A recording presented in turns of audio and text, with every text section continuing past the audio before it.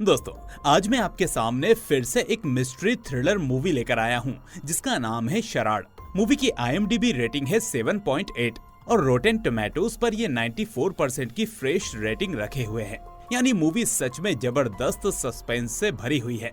तो चलिए बिना देरी किए शुरू करते हैं आज की ये एक्सप्लेनेशन। लेकिन आगे बढ़ने से पहले इस वीडियो को लाइक और चैनल को सब्सक्राइब करना मत भूलना। तो मूवी की शुरुआत होती है रेजिना लैम्पर्ट से, जो इंग्लैंड में अपनी छुट्टियां एंजॉय करने आई होती है।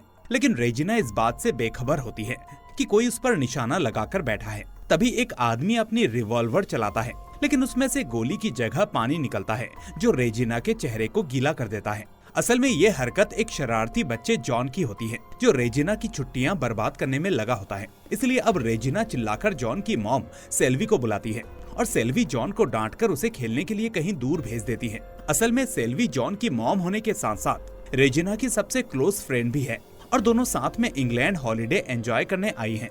सेल्वी नोटिस करती है कि रेजिना किसी सोच में डूबी है, तो रेजिना बताती है कि मैं सोच रही हूँ कि पेरिस लौटकर अपने हस्बैंड चार्ल्स को डिवोर्स दे दूं। पर सेल्वी पूछती है कि ऐसा क्यों, तो रेजिना इस सवाल को टालने की कोशिश करती है। लेकिन सेल्वी के बार बार पूछने पर वो बताती है कि वैसे तो चार्ल्स एक अच्छा हस्बैंड है, लेकिन कई बार उसके बिहेवियर से लगता है कि वो मुझसे कुछ छुपा रहा है। वो अपनी प्राइवेट लाइफ के बारे में कभी कुछ नहीं बताता, इसलिए ऐसे अजनबी आदमी के साथ मैं पूरी जिंदगी कैसे बिता सकती हूँ। अब रेजिना के ऐसे कहते ही वहाँ एक आदमी जॉन को पकड़कर लाता है और बताता है कि ये खुराफाती बच्चा आसपास के लोगों पर बर्फ फेंककर उन्हें तंग कर रहा है। तो सेल्वी उससे जॉन की तरफ से माफी मांगती है और फिर जॉन को अपने साथ ले जाती है। लेकिन जॉन जाते जाते भी उस आदमी को अपनी पिचकारी से गीला करके भाग जाता है, जबकि वो आदमी उससे कुछ नहीं कहता। अब रेजिना ये देखकर उस आदमी का मुंह पोंछने के लिए टिश्यू ऑफर करती है और वो आदमी अपना नाम पीटर जोशुआ बताता है। वो कहता है कि आप शक्ल से शादीशुदा लगती हैं, लेकिन आपके हस्बैंड कहीं नहीं दिख रहे। तो रेजिना कहती है कि वो मेरे साथ नहीं आए और वैसे भी पेरिस लौटने के बाद मैं उनसे डिवोर्स लेने वाली हूँ। ये सुनकर पीटर मुस्कुराते हुए कहता है, वाह क्या कोइंसिडेंस है, मैं भी एक खास काम से पेरिस जा रहा हूँ।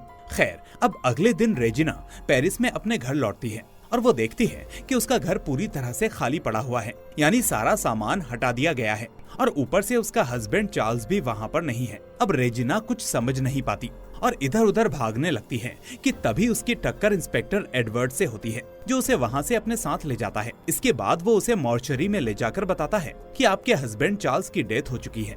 फिर वो रेजिना से चार्ल्स की बॉडी की आइडेंटिफिकेशन करवाता है और उसे चार्ल्स की डेथ के बारे में बताता है। वो कहता है कि आपके पति मर्डर वाले दिन पेरिस छोड़कर कहीं जा रहे थे और तभी ट्रेन में किसी के धक्का मारने के बाद गिरने से उनकी मौत हो गई।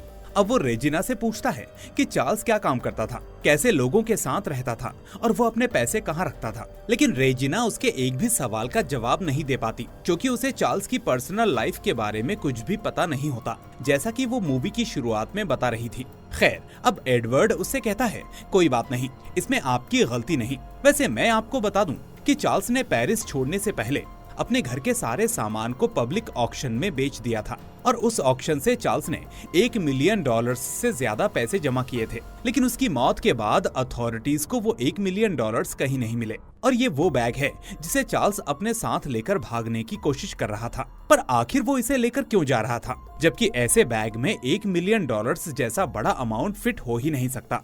खैर, हमें इस बैग से कुछ रैंडम डेली लाइफ की चीजें मिली हैं और साथ में चार्ल्स के 4 अलग अलग पासपोर्ट्स मिले हैं, जिनमें चार्ल्स का नाम और नेशनैलिटी अलग अलग है। तो ये सब देखकर रेजिना पूरी तरह से शॉक्ड रह जाती है। अब शाम को रेजिना घर में अकेले चार्ल्स के बारे में सोच रही होती है कि तभी एक आदमी उससे मिलने आता है और कहता है कि मैंने तुम्हारे और तुम्हारे हस्बैंड के बारे में न्यूज़पेपर में पढ़ा, उसने मरने से पहले अपनी सारी प्रॉपर्टी नीलामी में बेच दी थी।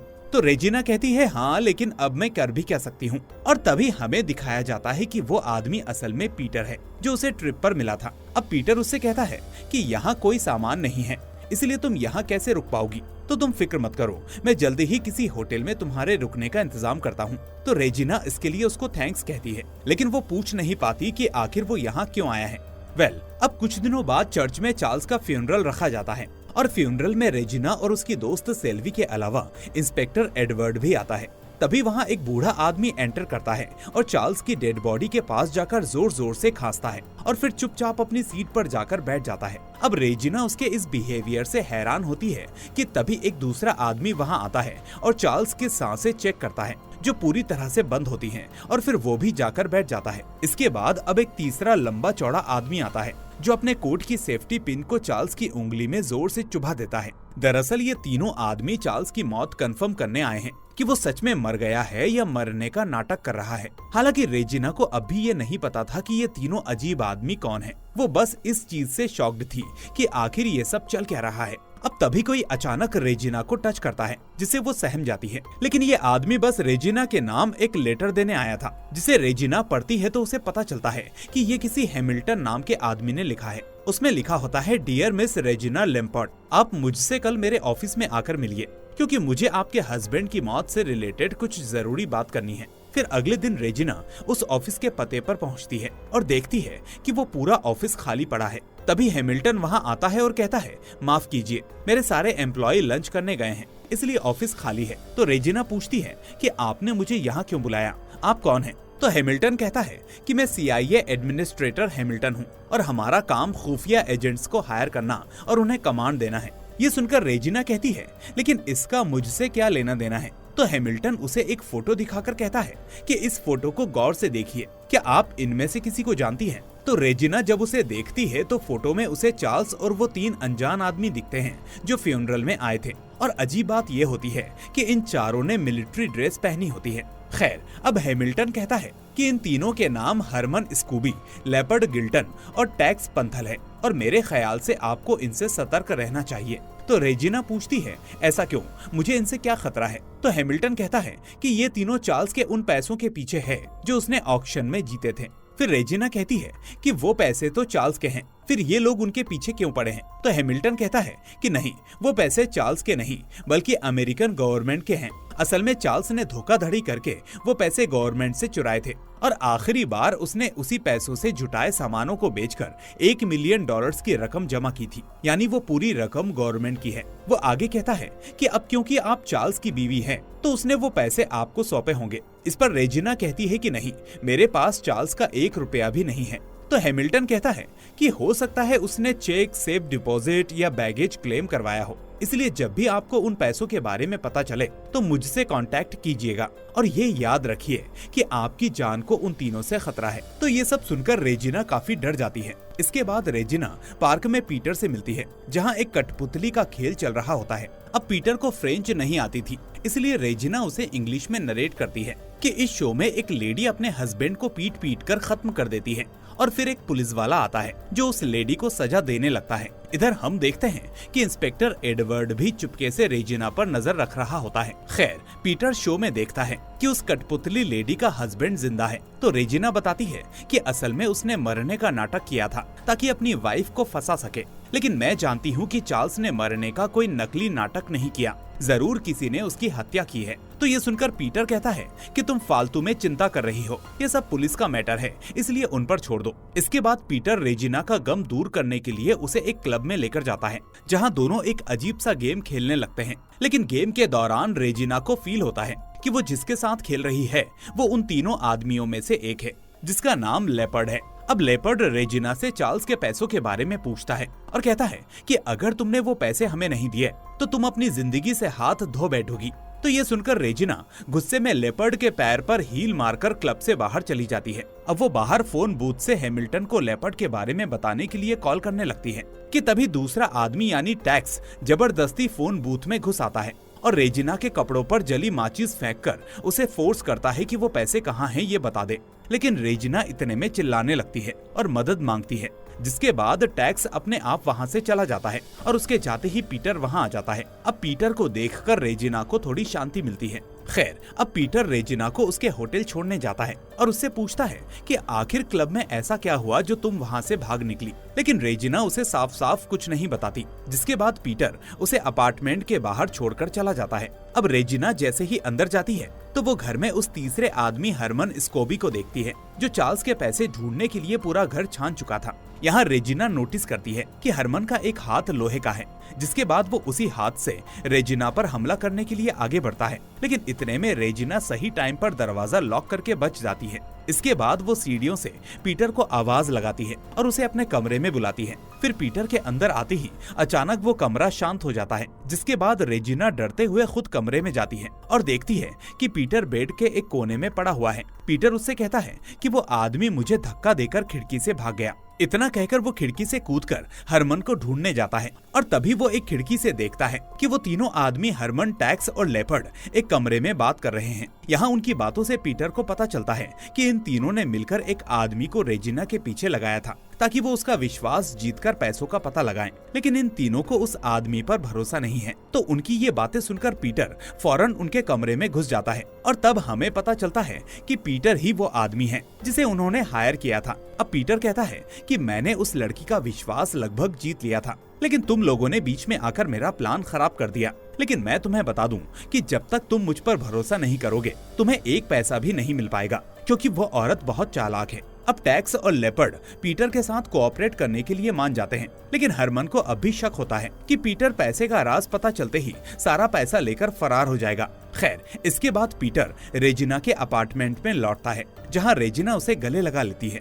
और सारा मामला एक्सप्लेन करती है कि वो 3 लोग $1 मिलियन के लिए मेरे पीछे पड़े हुए हैं, लेकिन मुझे नहीं पता कि वो पैसे कहाँ हैं। तो पीटर कहता है कि हो सकता है चार्ल्स ने वो पैसे घर में ही कहीं छोड़े हों। तो रेजिना बताती है कि मैंने हर जगह चेक कर लिया, लेकिन कुछ नहीं मिला और अब लगता है कि वो तीनों मुझे मार डालेंगे। लेकिन तभी पीटर कहता है कि मेरे रहते कोई तुम्हें हाथ तक नहीं लगा सकता। इस तरह वो रेजिना के साथ झूठी हमदर्दी और प्यार जताने लगता है और रेजिना उस पर विश्वास कर लेती है। लेकिन तभी रेजिना को एक कॉल आता है जो कि हरमन ने किया था। वो उसे चुपचाप बताता है कि जो आदमी तुम्हारे साथ है वो पीटर जोशुआ नहीं बल्कि कार्सन डाइल है और तुम उस पर यकीन मत करना, क्योंकि वो बस तुम्हारे पैसों के पीछे है। तो ये सुनते ही अब वो शॉक हो जाती है और कॉल के कट होते ही पीटर पूछता है कि किसका कॉल था, लेकिन यहाँ रेजिना उसे कुछ नहीं बताती और अपार्टमेंट से जाने को कहती है। पर इससे पीटर को रेजिना पर शक हो जाता है, इसलिए वो एक काले धागे को रेजिना के दरवाजे से चिपकाकर बगल वाले अपार्टमेंट से जोड़ देता है ताकि रेजिना के बाहर निकलते ही उसे पता चल जाए। इसके बाद रेजिना फौरन हैमिल्टन को कॉल करके बताती है कि मेरे साथ पिछले एक दिन से एक आदमी पीटर जोशुआ के नकली नाम से रह रहा था, लेकिन आज मुझे पता चला कि उसका असली नाम कार्सन डाइल है और वो भी चार्ल्स के पैसों के पीछे है।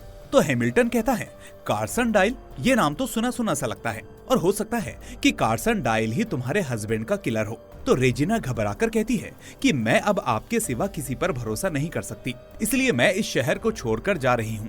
लेकिन हैमिल्टन कहता है कि उसकी जरूरत नहीं, तुम अभी मुझसे मिलने आ जाओ। इसके बाद रेजिना डोर खोलकर बाहर निकलती है और डोर खुलते ही पीटर की रस्सी से उसे पता चल जाता है कि रेजिना बाहर जा रही है, जिस वजह से पीटर फौरन रेजिना के पीछे भागता है। यहाँ रेजिना टैक्सी ढूंढ रही होती है और पीटर उस जगह का नाम सुनकर दूसरे ड्राइवर को उसी जगह जाने को कहता है, क्योंकि उसे लगता है कि रेजिना वहाँ गई होगी। लेकिन रेजिना ने पीटर को बेवकूफ बनाया होता है, क्योंकि उसे पता था कि पीटर उसका पीछा जरूर करेगा। खैर, अब रेजिना हैमिल्टन से उसकी बताई जगह पर मिलती है, जहां हैमिल्टन उसे बताता है कि तुम्हारे साथ रहने वाला आदमी कार्सन डाइल नहीं हो सकता, क्योंकि कार्सन डाइल को मरे हुए 20 साल हो चुके हैं। तो ये सुनकर रेजिना का दिमाग घूम जाता है और वो पूछती है कि आखिर ये सारा माजरा क्या है, आप मुझे शुरू से सब बताइए। तो हैमिल्टन उसे शुरू से बताता है कि सन 1944 में वर्ल्ड वॉर 2 के दौरान ओएसएस ने 4 सोल्जर्स को चुना था $2.5 लाख के गोल्ड को जर्मन लाइन से फ्रांस पहुंचाने के लिए, और इनमें से एक तुम्हारा हस्बैंड चार्ल्स था और बाकी 3 वो लोग थे जो फ्यूनरल में आए थे और चौथा कार्सन डाइल था। लेकिन इन चारों ने गोल्ड फ्रांस भेजने की जगह जमीन में ही कहीं गाड़ दिया, जबकि फ्रांस गवर्नमेंट को बताया कि जर्मन सोल्जर्स ने गोल्ड ले लिया। असल में इनका प्लान ये था कि वॉर खत्म होने के बाद वो गोल्ड निकाल कर भाग जाएं। लेकिन वॉर के दौरान कार्सन डाइल जर्मन सोल्जर्स के हाथों मारा गया और हरमन भी बड़ी मुश्किल से बचा, और इसी बीच उसने अपना एक हाथ भी खो दिया। और फिर वॉर खत्म होने के बाद, इससे पहले कि तीनों में से कोई गोल्ड निकाल पाता, तब तक चार्ल्स ने वो गोल्ड चुराकर दूसरी आइडेंटिटी लेकर पेरिस में खुद को शिफ्ट कर लिया। तो रेजिना कहती है कि अगर इन्होंने गोल्ड चुराया था तो आप इन्हें जेल में क्यों नहीं डाल देते? तो हैमिल्टन कहता है क्योंकि हमें अपने पैसे भी चाहिए। असल में वो पैसे इनके खिलाफ सबसे बड़ा सबूत होंगे और इस सब में सिर्फ तुम ही हमारी मदद कर सकती हो। तो रेजिना कहती है कि ठीक है, लेकिन मुझे क्या करना होगा? तो हैमिल्टन कहता है कि सबसे पहले तुम्हें ये पता करना होगा कि ये बहरूपिया जो खुद को कार्सन डाइल और पीटर जोशुआ बताता है, इसकी असली पहचान क्या है। तो अगले दिन से रेजिना पीटर उर्फ कार्सन का पीछा करने लगती है, जहां कार्सन को ऑलरेडी पता होता है कि उसका पीछा हो रहा है, लेकिन वो बिना चिंता किए अमेरिकन एक्सप्रेस पहुंचता है और रिसेप्शनिस्ट से पूछता है कि कार्सन नाम से कोई लेटर आया है। तो रिसेप्शनिस्ट चेक करके नाम में जवाब देती है, जिसके बाद कार्सन वहां से जाने लगता है। लेकिन तभी स्टेशन के स्पीकर से आवाज आती है कि मिस्टर कार्सन आपसे कोई बात करना चाहता है। तो कार्सन नजदीकी फोन बूथ में कॉल रिसीव करता है और कॉल पर रेजिना मौजूद होती है, जो आवाज बदलने की नाकाम कोशिश करती है। लेकिन कार्सन उसकी आवाज पहचान लेता है और उसे ये भी पता होता है कि सुबह उसका पीछा रेजिना ने ही किया था। खैर, अब रेजिना कहती है कि तुम कार्सन डाइल नहीं हो, तुमने अपनी आइडेंटिटी के बारे में झूठ क्यों बोला और तुम असल में हो कौन? तो पीटर कहता है कि तुमने ठीक कहा, मैं ना तो पीटर हूँ और ना ही कार्सन, बल्कि मैं उसका छोटा भाई अलेक्जेंडर डाइल हूँ और मैंने तुमसे झूठ बोला क्योंकि मैं अपने भाई के किलर का पता करना चाहता था। तो रेजिना पूछती है कि तुम्हारे भाई को तो जर्मन सैनिकों ने मारा था। तो पीटर कहता है कि नहीं, वो सब झूठ है। मेरा मानना है कि कार्सन की हत्या उसके 3 साथियों और तुम्हारे हस्बैंड ने मिलकर की थी, क्योंकि कार्सन ने गोल्ड छुपाने की स्कीम में उनका साथ नहीं दिया था। इस तरह वो उसको यकीन दिलाता है कि असल में वो उनके लिए काम करने के बहाने उल्टा रेजिना के लिए ही काम कर रहा है। इसलिए सब कुछ पता होते हुए भी उसने रेजिना को कुछ नहीं किया। तो ये सुनकर रेजिना को फिर से पीटर पर यकीन होने लगता है और तभी रेजिना को टैक्स पंथल का कॉल आता है। अब टैक्स उसे धमकाता है कि हम तुम्हारे रूम के ठीक सामने वाले कमरे में हैं, इसलिए 5 मिनट में इधर आ जाओ, वरना हम तुम्हारी दोस्त सेल्वी के बेटे जॉन के छोटे छोटे टुकड़े कर देंगे। तो ये सुनकर रेजिना घबरा जाती है और वहीं दूसरी तरफ हम देखते हैं कि जॉन को किडनैप करने के बाद ये तीनों किडनैपर्स उसे मुश्किल से संभाल पा रहे होते हैं। खैर, तभी रेजिना और पीटर वहाँ आ जाते हैं और रेजिना उनसे कहती है कि आखिर तुम लोग चाहते क्या हो, जॉन को वापस करो। तो टैक्स कहता है कि हम जॉन को तभी देंगे जब तुम हमें अपना रूम चेक करने दोगी। तो पीटर कहता है कि रेजिना को परेशान करना बंद करो, उसके पास कोई पैसे नहीं है। लेकिन हरमन कहता है कि फिर इतने सारे पैसे कहाँ गए? तो पीटर कहता है कि शायद तुम में से किसी ने चुराए होंगे, हो सकता है कि तुम में से किसी ने चार्ल्स का पीछा किया हो और उसे ट्रेन से धक्का दे दिया हो और फिर पैसों का बैग लेकर भाग गया हो।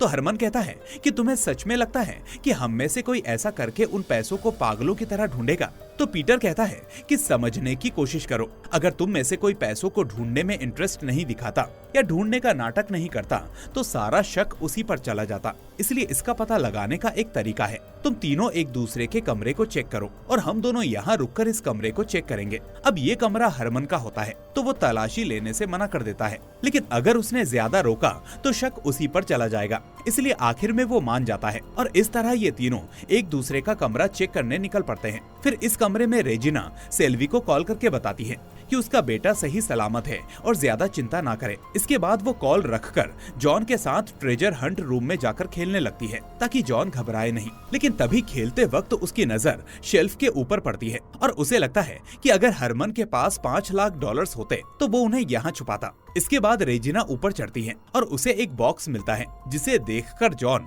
खुश होकर हल्ला मचाने लगता है कि पैसे मिल गए, पैसे मिल गए। तो ये सुनकर बाकी लोग फौरन वहाँ पर आ जाते हैं और टैक्स उस बॉक्स को पैसे का समझकर एक्साइटमेंट के साथ खोलता है। लेकिन तभी उसकी सारी उम्मीदें टूट जाती हैं, क्योंकि बॉक्स में सिर्फ हरमन का एक मामूली सा हुक रखा हुआ था जो वो अपने हाथ पर लगाया करता था। लेकिन तभी इस हुक को देखकर सभी को एहसास होता है कि जॉन की आवाज सुनकर हरमन तो अब तक कमरे में आया ही नहीं। जिसके बाद सब हरमन को ढूंढने जाते हैं तो उन्हें उसकी लाश बाथटब में तैरती हुई मिलती है। अब लाश को देखकर पीटर, टैक्स और लेपर्ड हैरान रह जाते हैं कि आखिर इसे किसने मारा। लेकिन अब सोचने का ज्यादा वक्त नहीं होता, इसलिए वो फौरन हरमन की लाश को कहीं अच्छी जगह रखकर यहाँ से गायब होने के बारे में सोचने लगते हैं, वरना पुलिस इन्हें पकड़ लेगी। खैर, अब अगले दिन मेड हरमन के घर आती है और देखती है कि मरा हुआ हरमन बेड पर पड़ा है और ये देखकर उसकी चीख निकल जाती है, यानी इन लोगों ने हरमन को मरा हुआ दिखा दिया था। खैर, अब अगले दिन पीटर और रेजिना हरमन के मर्डर के बारे में बात कर रहे होते हैं कि आखिर हरमन को कोई क्यों मारेगा और उसकी मौत से किसी को क्या फायदा होगा। तो पीटर कहता है कि शायद किलर को पैसों का पता चल गया था और वो नहीं चाहता था कि पैसे 4 हिस्सों में बटे, इसलिए उसने हरमन को मार डाला। तो रेजिना कहती है कि अगर किलर पैसों के हिस्से के लिए मर्डर कर रहा है तो वो हमें क्यों छोड़ेगा। तो पीटर पूछता है कि तुम्हारा मतलब क्या है। तो रेजिना कहती है कि मेरा मतलब है कि किलर को सारा पैसा हड़पना है और शायद वो एक एक करके तुम्हें और मुझे भी मार डालेगा, इसलिए हमें किलर से बचने के लिए साथ रहना चाहिए। इस तरह अब वो दोनों एक साथ रहना शुरू कर देते हैं। खैर, फिर अगले ही दिन रेजिना के पास हैमिल्टन का कॉल आता है जो कहता है कि मिस रेजिना, आपने बताया था कि पीटर कार्सन डायल का छोटा भाई अलेक्जेंडर डायल है, लेकिन मेरी यूनिट ने पता किया है कि कार्सन डायल का कोई छोटा भाई ही नहीं था, इसलिए मैं बस यही कहूँगा कि उस आदमी से सावधान रहिए, वो आपको नुकसान पहुंचा सकता है। अब इतने में पीटर बाथरूम से बाहर निकलता है तो रेजिना उससे कहती है कि मुझे किसी भीड़ भाड़ वाली जगह पर ले चलो, बहुत दिन से मैं बाहर नहीं गई। इसके बाद हम रेजिना और पीटर को एक बोट में देखते हैं जहां पीटर कहता है कि 20 मिनट पहले तो तुम मेरे साथ खुश थी, फिर अचानक अब क्या हुआ। तो रेजिना कहती है कि कार्सन का कोई भाई नहीं था, तुम मुझे बेवकूफ बना रहे थे, जरूर तुमने ही चार्ल्स और हरमन का खून किया होगा। तो पीटर कहता है ऐसा नहीं है, लेकिन अब जब तुम्हें पता चल गया है तो मैं तुम्हें अपनी असली सच्चाई बताता हूँ। वो कहता है कि मेरा एक खानदानी बिजनेस था, लेकिन वो चौपट हो गया, मेरे पास चोर बनने के सिवा कोई दूसरा रास्ता नहीं था। तो रेजिना कहती है कि तो तुम चोर हो। तो पीटर कहता है हाँ, मेरा काम अमीर लोगों को अलग अलग नामों से मिलकर ठगना है और मेरा असली नाम एडम कैनफील्ड है। तो रेजिना कहती है तुम्हें अंदाजा है तुमने 2 दिन में 3 बार अपना नाम बदला है। तो पीटर कहता है लेकिन ये मेरा असली नाम है और नाम बदलने से मेरी पहचान तो नहीं बदल जाएगी, मैं वही हूँ जो 2 दिन पहले था। तो रेजिना उसकी बातों पर फिर से यकीन कर लेती है और दोनों एक दूसरे को किस करते हैं। फिर उसी रात लेपर्ड को एक अनजान कॉल आता है और वो उस कॉल वाले से मिलने के लिए लिफ्ट में जाता है, लेकिन इसके बाद हमें उसकी जोर से चीखने चिल्लाने की आवाज सुनाई देती है और इस आवाज से लिफ्ट मैनेजर की नींद टूटती है, जिसके बाद वो लिफ्ट के पास जाकर देखता है कि मिस्टर लेपर्ड का मर्डर हो गया है। अब इंस्पेक्टर एंड्रू इस मर्डर के बारे में रेजिना और पीटर को बताता है क्योंकि दोनों लेपर्ड के पड़ोस में रहते हैं। अब एंड्रू के जाने के बाद पीटर को टैक्स का कॉल आता है जो बाहर छुपा होता है क्योंकि उसे अंदाजा था कि किलर उनके दोनों साथियों को खत्म करने के बाद उसे ही टारगेट करेगा। खैर, अब उससे मिलने के बाद पीटर रेजिना से मिलकर कहता है कि तुम्हारा शक गलत निकला, टैक्स किलर नहीं है और उसके पास चार्ल्स के पैसे भी नहीं हैं।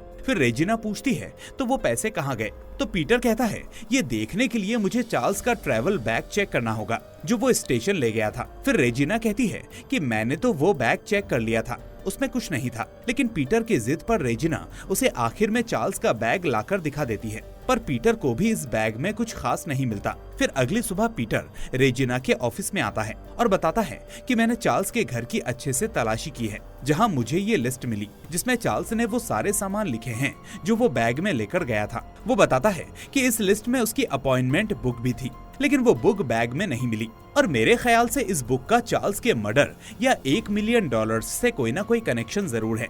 इसी बीच वो पूछता है कि वैसे तुम्हें चार्ल्स के बारे में कुछ पता है। तो रेजिना कहती है हाँ, एक दिन मैंने चार्ल्स को फोन पर किसी से बात करते देखा था, जहां सामने वाले ने उसे चैम्प्स गार्डन में गुरुवार को शाम 5 बजे मिलने के लिए अपॉइंटमेंट दी थी। तो पीटर कहता है आज भी गुरुवार है और शाम के 5 बजने वाले हैं, इसलिए हमें उस गार्डन में जाना चाहिए। इस तरह वो जबरदस्ती रेजिना को चैम्प्स गार्डन में ले जाता है। अब पीटर का मानना होता है कि जिसने भी चार्ल्स को 1 हफ्ते पहले यहाँ बुलाया था वो गार्डन में रेगुलर आता होगा और उसी ने चार्ल्स की हत्या की होगी।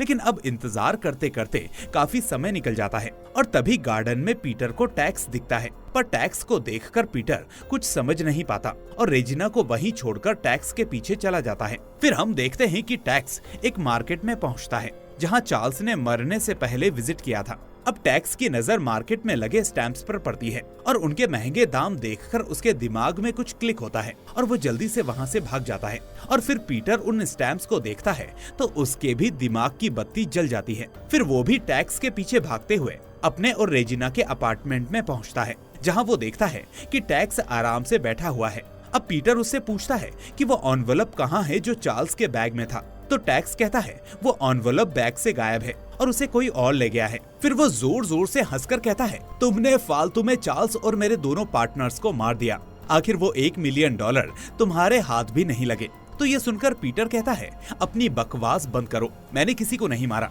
अब सीन रेजिना पर शिफ्ट होता है, जहाँ उसे गार्डन में उसकी दोस्त सेल्वी मिलती है। अब रेजिना उससे पूछती है कि तुम यहाँ क्या कर रही हो, तो सेल्वी बताती है कि मैं जॉन का इंतजार कर रही हूँ। उसके हाथ में एक स्टैम्प से भरा एनवलप था, जिसमें से वो 3 स्टैम्प्स बेचने साइड वाले स्टैम्प मार्केट में गया है। अब रेजिना पूछती है, स्टैम्प मार्केट? तो सेल्वी बताती है कि हाँ, इस गार्डन में हर गुरुवार को स्टैम्प मार्केट का स्टॉल लगता है, जिसमें बड़े बड़े लोग स्टैम्प लेने और बेचने आते हैं। तो ये सुनकर रेजिना को $1 मिलियन का राज समझ में आ जाता है, और ये भी कि आखिर चार्ल्स को उस आदमी ने गुरुवार को ही यहाँ क्यों बुलाया था। खैर, इसके बाद वो फौरन मार्केट में जाकर जॉन को ढूंढ लेती है, लेकिन जॉन पहले ही उन स्टैम्प्स को बेच चुका होता है। तो रेजिना उससे उस दुकानदार के बारे में पूछकर उस शॉप पर चली जाती है। अब वहाँ उस दुकानदार को पहले से ही पता था कि कोई बड़ा आदमी इन स्टैम्प्स के बारे में पूछने जरूर आएगा। वो बताता है कि जब मैंने इन स्टैम्प्स को गौर से देखा था तो मुझे पता चल गया था कि ये तीनों बहुत ही यूनिक हैं और इनकी कीमत